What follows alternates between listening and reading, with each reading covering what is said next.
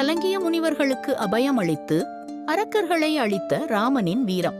வணக்கம் நண்பர்களே. கடந்த பாடலில் வேள்விச் சாலைக்குள் புகுந்த கொடிய அரக்கர்களின் ஆர்ப்பாட்டத்தைக் கண்டு பார்க்கடல் நஞ்சுக்கு அஞ்சிய தேவர்கள் சிவபெருமானை அடைக்கலம் புகுந்தது போல பயந்து நடுங்கிய முனிவர்கள் அனைவரும் அஞ்சனவண்ணனான ராமபிரானை அடைக்கலம் வேண்டினார்கள் என்று பார்த்தோம். அந்த திருக்காட்சியைக் கண்ட ராமபிரானின் மனநிலை என்ன? அபயம் என்று தன் தாழ்பணியும் அடியார்களை அவன் காக்கும் விதம் எப்படி இருந்தது? அதனை கம்பர் அடுத்த பாடலில் மிக அழகாக சித்தரிக்கிறார். கவித்தனன் கரத்தலம் கலங்கலீர் என செவித்தலம் நிறுத்தினன் சிலையின் தெய்வ நான் புவித்தலம் குருதியின் புணரியாக்கினன் குவித்தனன் அரக்கர்தம் சிரத்தின் குன்றமே. அபயம் என்று அபய குரல் கொடுத்த முனிவர்களைக் கண்டான் நம் ராமபிரான். கவித்தனன் கரதலம் கலங்கலீர் என. அடடா, எத்தகைய காட்சி!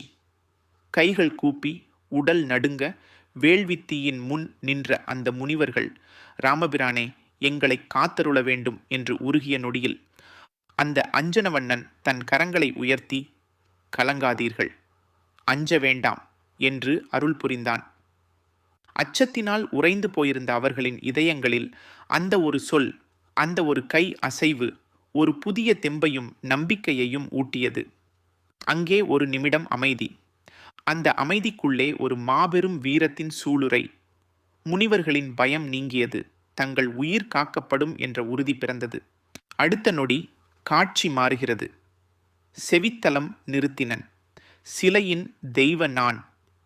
இதோ அந்த வில், கோதண்டம், கோடி சூரிய பிரகாசத்துடன் மின்னும் அந்த தெய்வீக வில்லின் நாணை காது வரை இழுத்து நிறுத்தினான் நம் ராமபிரான். ஜிங் என்ற ஒரு பெருங்காற்பொலி விண்ணிலும் மண்ணிலும் எதிரொலித்தது. அது வெறும் நானொலி அன்று, அது அறத்தின் ஓலம், அநீதிக்கு எதிரான போர் முழக்கம், அடியார்களை காக்கும் தெய்வத்தின் கம்பீரம். அந்த ஒலி அரக்கர்களின் செவிகளை பிளந்தது. முனிவர்களின் அச்சத்தை போக்கி நம்பிக்கையை பொங்க வைத்தது. வில்லின் நாணை இழுத்து நிறுத்திய அந்த மாயக்காட்சி, அந்த தெய்வீகமான அம்பு புறப்படத் துடித்தது. அது வெறும் அம்பு அன்று, அரக்கர்களின் அழிவை குறித்துவிட்ட ஒரு காலதேவனின் தூது. என்ன நடந்தது பின்னர்? புவித்தலம் குருதியின் புணரியாக்கினன்.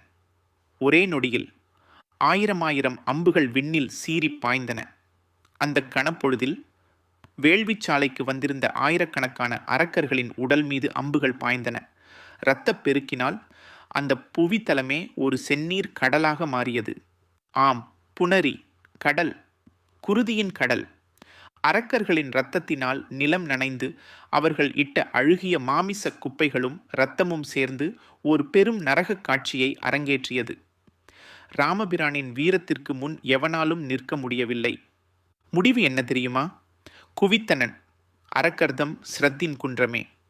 அடடா, அற்புதம்! அங்கே எங்கு பார்த்தாலும் அரக்கர்களின் தலைகள். ஒரே ஒரு நொடியில் அந்த பெரும் அரக்கர் சேனை மாண்டு மடிந்தது. வெட்டப்பட்ட தலைகள் ஒன்று மீது ஒன்றாக குவிந்து மலை மலையாய் அங்கே காட்சி தந்தன. ஒரு மலையின் சிகரம் போல எண்ணற்ற அரக்கத் தலைகள்.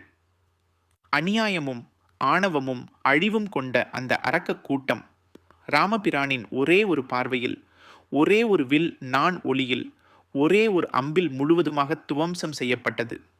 முனிவர்களின் பயத்தை போக்கி அவர்களுக்கு அடைக்கலம் அளித்து கண்ணிமைக்கும் நேரத்தில் ஒட்டுமொத்த அரக்கர் கூட்டத்தையும் அழித்து அங்கே குருதி பெருக்கையும் தலைகளின் குன்றத்தையும் கண்டனர் முனிவர்கள். என்ன ஒரு வீரச்சிறப்பு!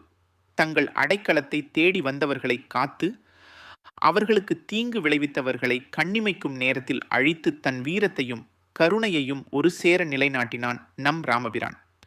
அடுத்து இந்த அரக்கர் கூட்டத்தில் முக்கிய வில்லன்களான மாரீசனும் சுபாகுவும் என்ன ஆனார்கள் என்பதை கம்பர் அற்புதமாக விவரிக்கிறார் அடுத்த பாடலில்.